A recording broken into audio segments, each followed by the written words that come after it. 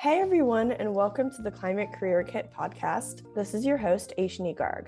If you are a high schooler looking for direction in climate change related careers, tune into every episode for advice from the diverse leaders in climate jobs today and learn about new and exciting opportunities that you can pursue. Today's guest is Zachary Goff-Eldredge, Technology Manager for the U.S. Department of Energy. We are so excited to have you for the Climate Career Kit. Thank you so much for being here. Well, thank you so much for having me. So you work for the U.S. Department of Energy. What do you do there, and what does an everyday look like for you?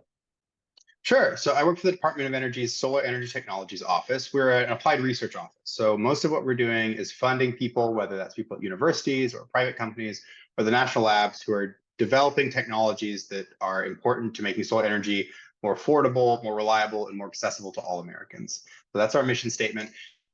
And what that means for me is it's about managing those research programs. So we don't just like put money out, say anyone can come get it, right? We try to select projects and advance projects that we think are going to meet those goals. So a standard day for me might mean working with people who have already gotten DOE funding and who are getting results and talking to them about how are your experiments going, or how's your technology going? Is it working when we put it out in the field? Are you actually achieving the goals we set? And if not, do we need to pivot and change what our plans were? It might mean developing a new opportunity. So sitting down and thinking about, maybe there's some particular region or type of technology that we're interested in that we feel like needs a particular kind of work done. And so then we have to sit down and figure out where is the science right now, where is the technology right now, and what's necessary in that space, and write it up in such a way that people will respond to it. Or it might be managing one of those solicitations. So once we put something out there in the world and say, hey, DOE is interested in funding research in this area, we get a bunch of applications and we have to manage the process of reviewing them and picking them and then moving forward with those and actually turning those into real projects. Wow, that's a really, really big job. So what drew you to this career in specific? Yeah, so before I came to DOE, I was in graduate school. I was studying physics. I actually did my thesis was in quantum computing, quantum information work. But I found a couple things that I really wanted to change as I came out of graduate school. Coming out of school is kind of a chance to pivot a little bit. One, I'd gotten really interested in climate and energy work as I sort of was in graduate school. So this was like the mid 2010s. It was something that was just growing, and as it always has been growing in importance every year. It was something that really started to interest me more and more, to get in more of the applied work than the theoretical work I was doing before. And then also, in academia, you tend to have a very specific thing you're studying. So you're really focused on a particular problem. Maybe it's a particular kind of membrane for doing hydrogen synthesis. Something people find a very narrow niche that they're good at, and they become like the world-class experts in that. I really wanted to take something a little bit broader and get a chance to see a little bit more of everything and apply my experience a little bit more broadly. And so coming to DOE, for me, it was a way to get to see a lot of different research projects and really take a step back from the individual project to think about what are we trying to achieve as a sector and as a nation in clean energy, and what will it take to advance that. Oh, wow. So how does this job specifically connect to sustainability? Yeah, so we are the principal agency in the US government that's responsible for funding research into solar energy. So if you look at solar energy in the last decade and a half or so, it's really exploded. I think I saw a stat recently. It's something like 100 times as much solar energy in the US today as there was in 2008 or 2009. And the primary reason for that is because it's gotten much, much cheaper to actually deploy. So, we're talking about solar energy now that in many places, if the climate's right, if the incentive's right, if everything lines up right, solar energy is the cheapest thing you can build to produce electricity. It's cheaper than coal or natural gas or all these legacy energy sources.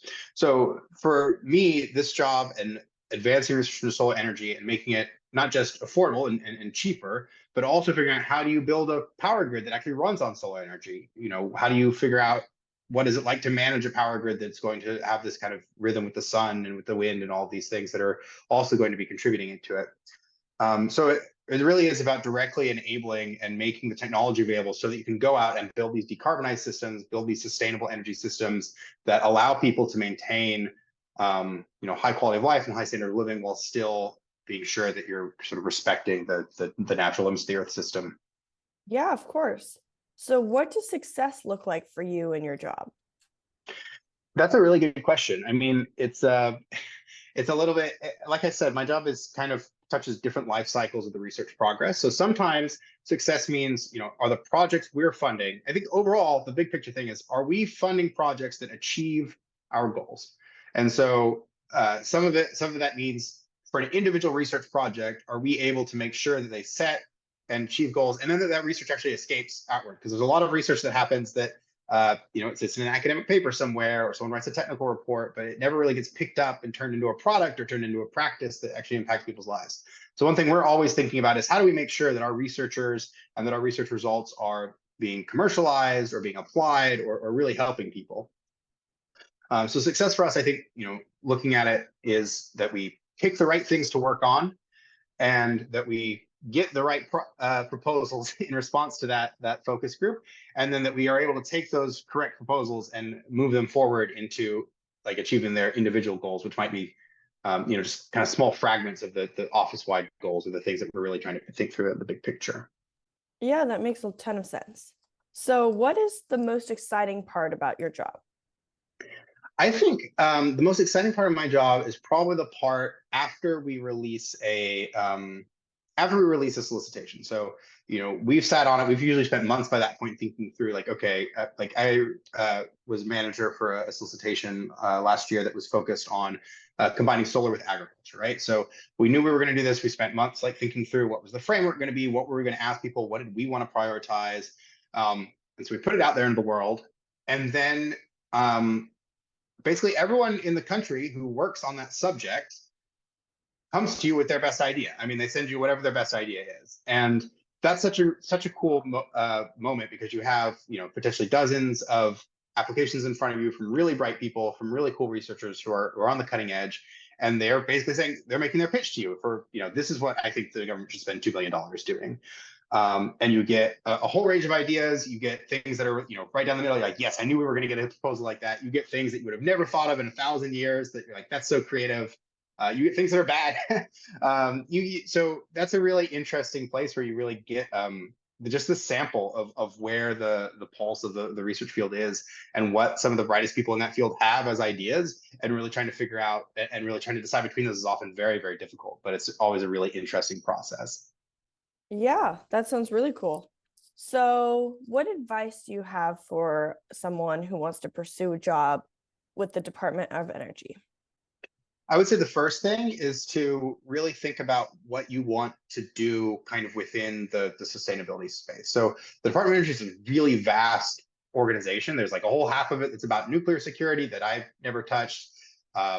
There's a whole part of it that's just the Office of Science. It's more basic research. I'm in the Office of Energy Efficiency and Renewable Energy. That's all about renewable energy technologies.